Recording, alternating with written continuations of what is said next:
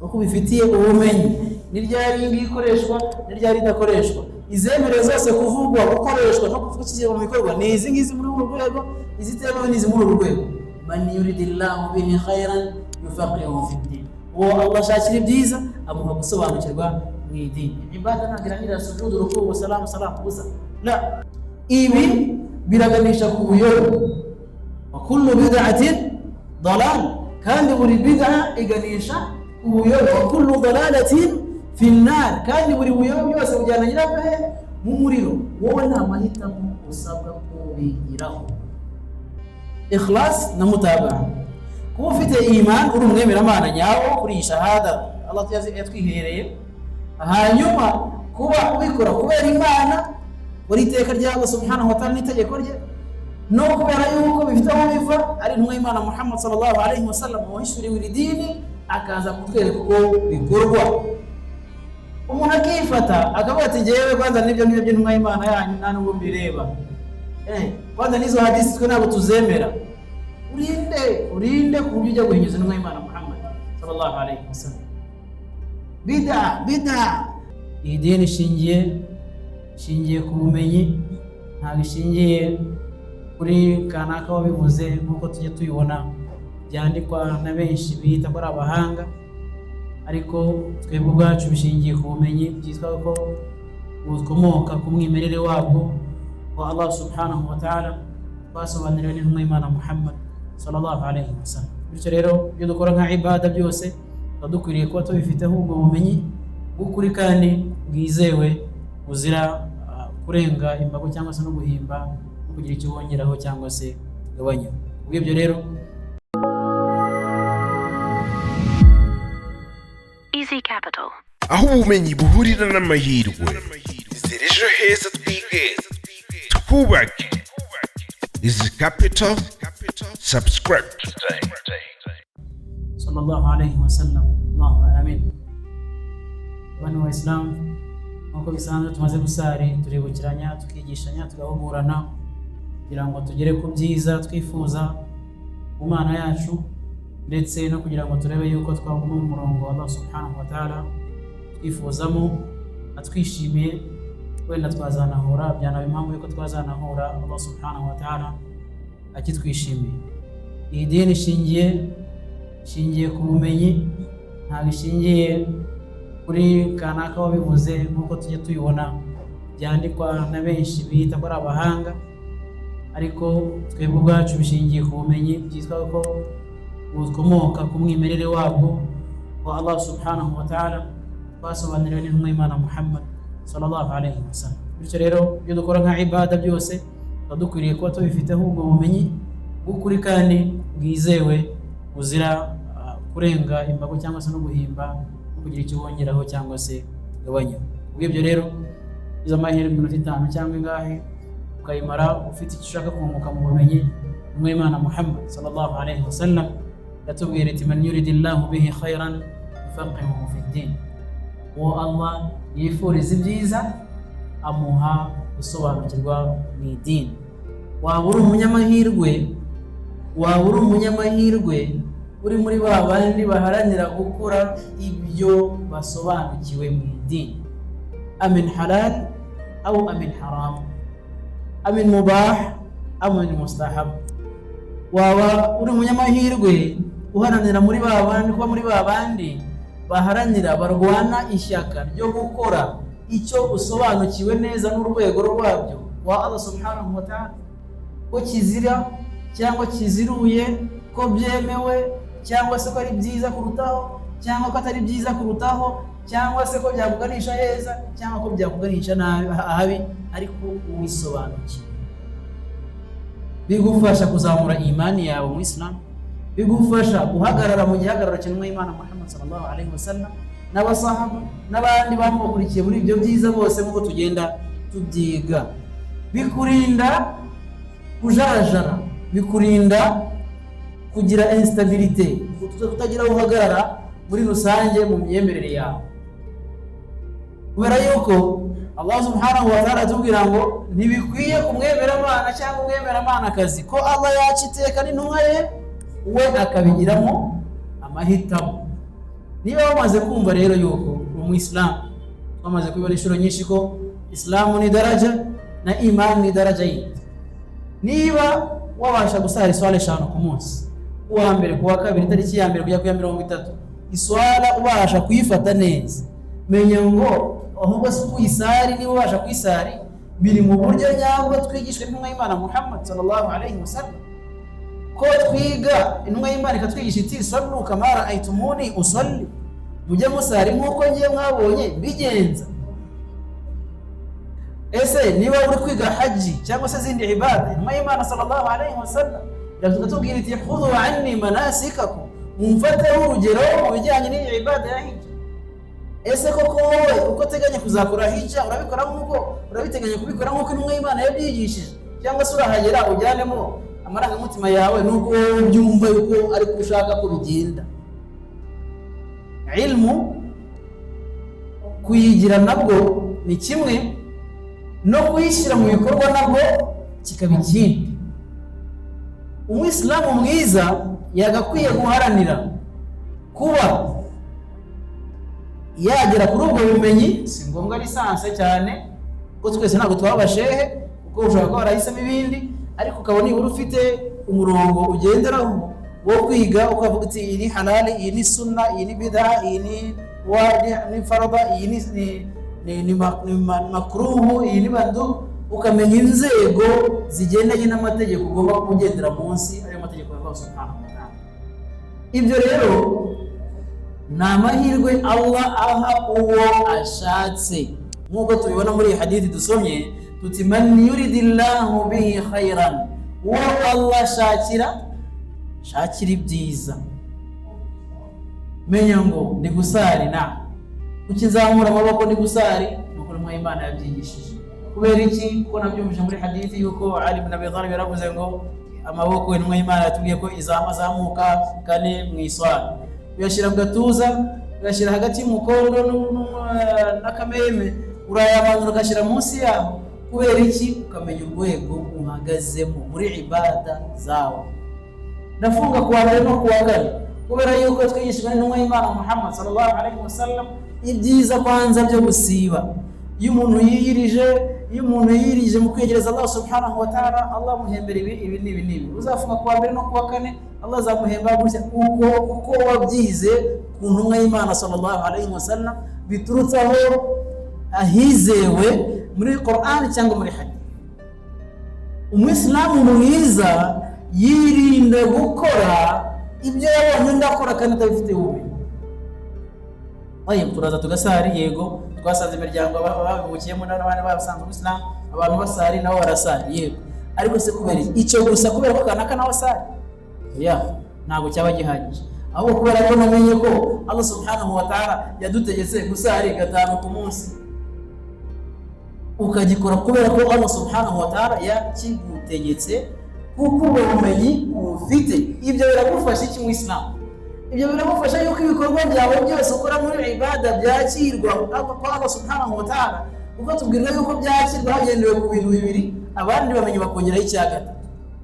Bamwe mu bamenyi bavuga yuko ari iman, ikhlas na mutaba'a.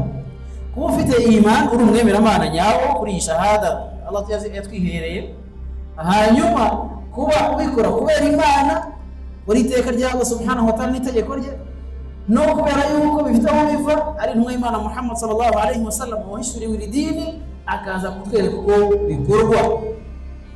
Umuntu akifata akavuga ati ngewe kwanza nibyo by'intumwa y'Imana yanyu nta nubwo mbireba, kwanza nizo hadisi twe ntabwo tuzemera. Urinde ku buryo ujya guhinyuza intumwa y'Imana Muhammad sallallahu alayhi wasallam. Bid'a izo bid'a zanyu muvuga, twebwe abandi bose ntabwo barabamenye, barase ko twasanze babikora, ntabwo ari ku idini rigenda. Imana Allah subhanahu wa ta'ala tubwira ngo ntibikwiye kumwemera Imana cyangwa umwemera Imana akazi yuko yumve ko Allah n'intumwa ye bakiyiteka bakabizana amarangamutima ye. Bakubwiye ko ibingibi bitari mu murongo wa sunna y'intumwa y'Imana Muhammad sallallahu alayhi wasallam, kubwiye ayo somewe yuko nta mahitamo bigiramo, ugomba kubireka. Ibi biraganisha ku buyobe, wa kullu bid'atin dalal, kandi buri bid'a iganisha ubuyobe, wa kullu dalalatin fi nnar, kandi buri buyobe bwose bujyana nyirabwo mu muriro. Wowe nta mahitamo usabwa kubigiraho. Ukubaka imani uyubaka ushingiye ku mabwiriza n'amategeko ya Allah subhanahu wa ta'ala, ndetse n'umurongo twazaniwe n'intumwa y'Imana Muhammad sallallahu alaihi wasallam. Icyo gihe uzaba uri umuyisilamu mwiza. Islam ni ukubukora ibyo aho ngaho wamaze kuba umuyisilamu, ariko ubumenyi butarazi uburyo bukora ibyo ufitiye. Imani ikazamuka iyo ubumenyi buzamutse, ndetse ugaharanira n'uko ubumenyi bujya mu bikorwa. Ubwibyo rero umuyisilamu, amahirwe Allah yaguhaye ukaba umuyisilamu, ugomba kuyamakisimiza mu kumenya no kumusobanukirwa no kumenya halal na haram, no guharanira gukora halal ukirinda haram, no kwihanganira ibyakubabaza cyangwa se byaba bihabanye n'amarangamutima yawe mu byo uguhamagarira byoroheye umutima kubikora, ariko ukihanganira uko umutima wawe uhagaze, ukawuganisha kwa Allah subhanahu wa ta'ala. Ibyo ukabireka kubera Allah subhanahu wa ta'ala. Ibitari mu murongo twigishwa n'intumwa y'Imana Muhammad sallallahu alaihi wasallam ukabireka. Wazee wamesema, basaza baravuze, mwalimu yatwigishije gutya, ibyo ukabyihorera. Bifite reference ya hadith akaba ari byo ufata. Niba bakubwiye ko umuyisilamu gutunga ubwanwa ari sunna muakada yegereye itegeko, utamufite ukumva yuko buriya ukamwita amazina, ni mutashadidi, ni umunyabikabyo, n'ibi. Intumwa y'Imana yamaze kubitwigisha ko gutunga ubwanwa ari sunna kandi yegereye ku mubiri. إزار المؤمن نصف الساق وإلا فعلى الكعبين فما أسفل من الكعبين ففي النار.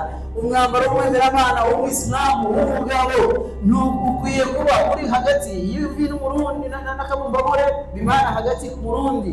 wa illa fa'ala al-ka'bayn, iyo bidakunze ujya hejuru y'akabumbamore. fama asfala min al-ka'bayn fa fi an-nar, ukigiye hasi y'akabumbamore mu byo twambara, ikanzu cyangwa ipantaro cyangwa igikori, kijyana nabyo kijyana nyirabyo mu muriro. Ukabyumva ko iteka n'impanuro z'Imana Muhammad sallallahu alaihi wasallam, ukabyumva gutyo. Wabikora ugamije thawabu za Allah subhanahu wa ta'ala ukabihemberwa, wabikora ugamije fashion n'ibindi nkabyo kugira ngo uberwe ko bigezweho kubagendana n'isi, ntabwo bihemberwa. Ukuba yuko ugomba kujya gusari umeze neza, wambaye neza, wikwije, kubera ko Allah subhanahu wa ta'ala arakubwira ati nujya gusari nyine wambara umwambaro mwiza ukubereye.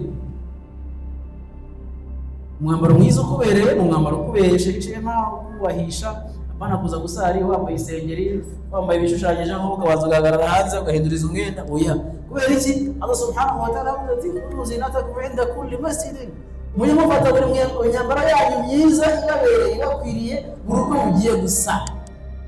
Ilmu ugomba kubanza kuba ufite ilmu y'icyo ukora n'impamvu yacyo, kuko iyo uri munsi y'iti wiyambariye ibyo ngibyo bitaguhesha ikuzo, utajya kwa meya ubyambaye, utakwita umubyeyi wawe rimwe na rimwe ubyambaye, utakwita umuyobozi runaka ubyambaye, ukaza kwa Allah subhanahu wa ta'ala waturemye twese, nawe urabutinya kujya ubyambaye, bimana ntabwo uramenya, uragira ubwo bumenyi, nturanamenya n'agaciro kawe. Duharanire kumenya, ushaka ibyo byiza Allah twifuriza, kugira ngo tugere ku byiza natwe tumwifuzaho. Imana muri hadith twatanye tuvuga, man yuridillahu bihi khayran yufaqihu fi din. Buri faqih, buri muntu wese wagize ubumenyi no gusobanukirwa mu idini, arushaho guca bugufi imbere y'amategeko ya Allah subhanahu wa ta'ala, arushaho kwibumbarika imbere ya Allah subhanahu wa ta'ala, arushaho kumva no kumvira Allah subhanahu wa ta'ala, awanyatira no gukora igikurikiyeho gushimisha Allah subhanahu wa ta'ala. Ariko udashaka kumenya, utanabyitayeho, abikora by'umuhango, akabikora nk'ushura, rimwe na rimwe ntibinagereyo. Kubera iki? Kubera yuko bumva ko bagomba gusa kubikora, cyangwa se niyo tabikora nta bikabije, nta bibazo ntacyo. Ariko mu by'ukuri Abayisilamu turi hano nk'abagenzi ku isi, kandi turi hano nk'abari guhinga ibyo tuzasarura imbere. kandi koko ibarura rirahari. Buri muntu wese afite intangiriro ye, afite n'iherezo rye. Iherezo ryawe rishobora kuba mbere y'uko isi Allah subhanahu wa ta'ala ayihindura cyangwa se imperuka iba. Iherezo ryawe rishobora no kuba na kuri uwo munsi w'imperuka, ariko igihe ari washaye nuko twese tuzasubira kwa Allah subhanahu wa ta'ala akatubarurira gatoya n'akanini. Ibikorwa byanjye nawe rero byakirwa kwa Allah subhanahu wa ta'ala hashingiye ibintu bibiri, abandi bakavuga bitatu. Bavuga bibiri, bavuga ko ari ikhlas na mutaba, kubikora kubera Imana n'itegeko ry'Imana, wa mutabati Rasulullah sallallahu alayhi wasallam, no kubikora uko ugendeye ukurikiza indangagaciro n'impanuro n'umurongo twashiriweho twazaniwe n'intumwa y'Imana Muhammad sallallahu alayhi wasallam. Yumvikane neza rero Islam ko gutawaza dufite ko twabyeretswe n'intumwa y'Imana sallallahu alayhi wasallam, gusari dufite ko twabyeretswe n'intumwa y'Imana Muhammad sallallahu alayhi wasallam, gukora utanga zaka, iriya zaka y'amafaranga ageze ku gipimo cy'umwaka runaka ku kigero fatizo, uburyo atangwamo n'ikigero yatangwamo twabyeretswe n'intumwa y'Imana Muhammad sallallahu alayhi wasallam. Ubizungura muri Islam twabyeretswe n'intumwa y'Imana sallallahu alayhi wasallam. Imibanire hagati yacu umuturanyi y'Abayisilamu hagati yacu twabyeretswe n'intumwa y'Imana Muhammad sallallahu alayhi wasallam. Imibanire hagati yacu n'abo tutemera kimwe mu yandi madini bifite uko bivuga mu bumenyi mu Islam twabyeretswe n'intumwa y'Imana Muhammad sallallahu alayhi wasallam. Byose ni ubumenyi dukwiye gushakisha tugahuriza hamwe, hanyuma tukabikora tukabishyira mu bikorwa. Kuko ubumenyi butagiye mu bikorwa buba nkaho nta n'icyo bumaze, buba nkaho ntacyo bumaze.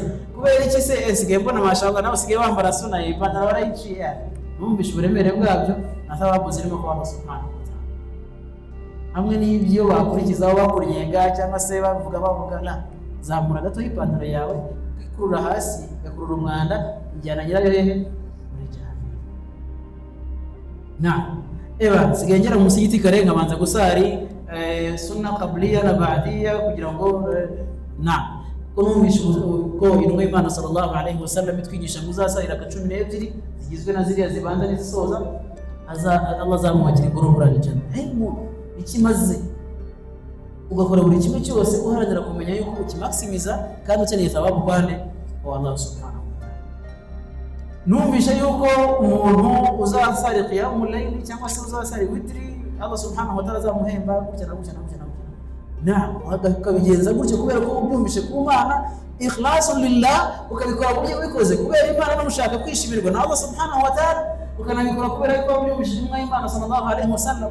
Allah yaguhishurira idini akanamwereka uko bikorwa, akanamuha n'umurimo n'ubuntu. Rero kuvuga ngo ngiye hadisi sinyemera, ngo za hadisi zivuga ibyo ngibyo kubera ko ziri kuvuga ibyo udashaka kumva, ngo ntubyemera, ntabwo urwo rwego ruri rwo kwemeza hadisi no kwihakana. Urwo rwego ntabwo uragugeraho. Mu nzego za hadisi tuzi ushobora kuba ibibazo wowe ubivuga ugasanga ntabyazi. Inzego za hadithi zigeze mu nzego hafi zirindwi cyangwa esheshatu. Hari hadithi sahihi nk'uko mujya mubivuga, mujya mubivuga iyi hadithi sahihi cyangwa ntabwo ari sahihi. Icyo nicyo tuzi kubaza cyo, ariko ntabwo ari hadithi sahihi gusa yemewe, ariko udafite ubumenyi nyine wumva ko hari ibyo biri hafi yawe bitewe n'imyumvire yacu naho turi. Hari hadithi sahihi, hari sahihun li dhatihi, muri izo sahihi ubwayo hariho sahihun li dhatihi, akabaho sahihun li ghayrihi. Noneho akaba ikindi cyiciro cyitwa hasan. Hadithu hasan ni hasanun li dhatihi na hasanun li ghayrihi. Hari hadithi zitwa mawdu', hari hadithi zitwa dha'ifu, hari dha'ifu jiddan, hana munkar. Izo nzego zose zigizwe na hadithi. Buri wese ashobora kuvuga iyi mvugo akavuga ati iyi mvugo ni dha'ifu cyangwa se ni munkar cyangwa se ariko bifitiye iki, uko bifitiye ubumenyi, ni ryari ikoreshwa ni ryari idakoreshwa. Izemere zose kuvugwa gukoreshwa no kuvugikira mu bikorwa ni izi ngizi muri uru rwego, izitemewe n'izi muri uru rwego. Man yuridillahu bihi khairan yufaqihu fi din, uwo Allah ashakira ibyiza amuha gusobanukirwa mu idini. Ibada ntabwo irangira sujudu ruku'u salamu gusa, ntabwo ibada irangira iswala bisa irangira ku iswala gusa kuba wari usari no gutora salamu. Ibada muri rusange ku buzima bw'Umuyisilamu kugendana n'amategeko n'amabwiriza no gutinya Allah subhanahu wa ta'ala, ukamutinya kubera yuko yaciye umurongo ugahinda kurenga, ugatinya Allah subhanahu wa ta'ala kubera yuko yakuburiye yakanakugira inama, n'intumwa y'Imana ikakugira inama y'icyo ugomba gukora, ukirinda kugira ukubiri nabyo ari uko bifitiye ubumenyi. Qul hadhihi sabil, Allah subhanahu wa ta'ala tuvuga ya Rasulullah, uyu ni umurongo wanje, uyu ni umurongo wanje jewe noherejweho, ana amari tabani ni umurongo wanje noherejweho ala basiratin, kuri babandi abanyabwenge bari tayari bumva basobanukiwe, ana wa mari tabani ni umurongo wanje jewe nabo noherejweho bafite ubwenge basobanukiwe, jewe n'abana n'abazamurikira n'umurongo mwiza ungenderwa. Subhanahu wa ta'ala kabwira Imana Muhammad sallallahu alaihi wasallam, nawe rero tunganya ibada zawe umurongo mwiza twerekwa na Qur'an, umurongo mwiza twerekwa n'intumwa y'Imana Muhammad sallallahu alaihi wasallam, kugira ngo turebe yuko Allah yakomeza kutureba mu ndoro nziza, kugira ngo yuko turebe yuko natwe wenda twazahura na Allah subhanahu wa ta'ala dufite byinshi twakoze ku mizani yacu, biduhesha ishema n'ikuzo n'ububasha bwo guhagarara imbere ya Allah subhanahu wa ta'ala twemye dufite n'ibisubizo byuzuye. اللهم اجعل جمعنا هذا جمعا مرحوما، واجعل من بعده تفرقا معصوما، ولا تجعل فينا شقيا ولا معنا ولا محروما، ببركة القرآن العظيم وبحرمة من أرسلته رحمة للعالمين. ربنا آتنا في الدنيا حسنة وفي الآخرة حسنة وقنا عذاب النار. سبحانك اللهم وبحمدك، أشهد أن لا إله إلا أنت، نستغفرك ونتوب إليك، والسلام عليكم ورحمة الله وبركاته.